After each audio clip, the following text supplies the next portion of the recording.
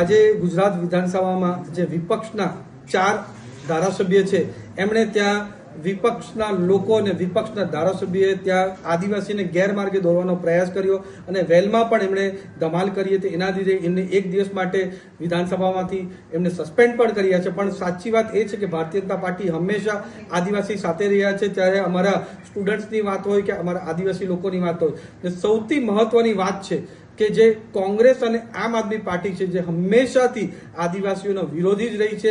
હમણાં રાહુલ ગાંધી અમેરિકા ગયા ત્યારે પણ એમણે કીધું કે એમની સરકાર આવશે, કોંગ્રેસની સરકાર આવશે તો એસટી, એસસી અને ઓબીસીનું આરક્ષણ કરવાનું કામ કોંગ્રેસની સરકાર કરશે.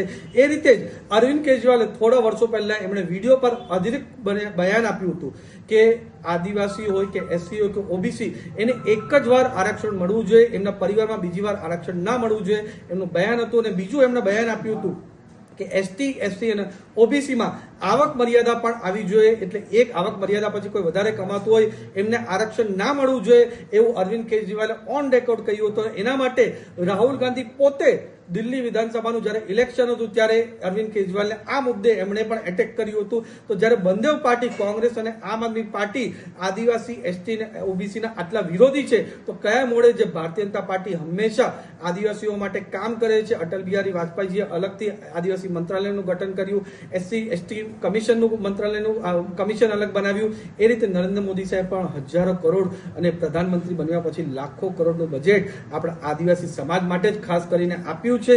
એના સિવાય પણ આપણા દેશના રાષ્ટ્રપતિ પણ દ્રૌપદી મુર્મુજી આજે આદિવાસી સમાજમાંથી આવતા છે.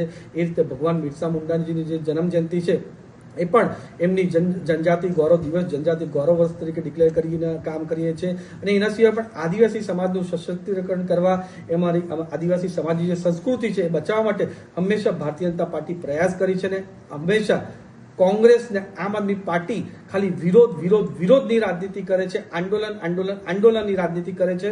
પણ હવે અમારા આદિવાસી સમાજના જે ગુજરાતમાં લોકો છે ઉમરગામથી અંબાજી લગીને એ જાગૃત થઈ ગયા છે. એના કારણે જે હમણાં નગરપાલિકાના ઇલેક્શન હતા ત્યારે અમારી ભારતીય જનતા પાર્ટીની એક મોટી જીત થઈને આમ આદમી પાર્ટી અને કોંગ્રેસે પૂરી રીતે ત્યાગી દીધા છે.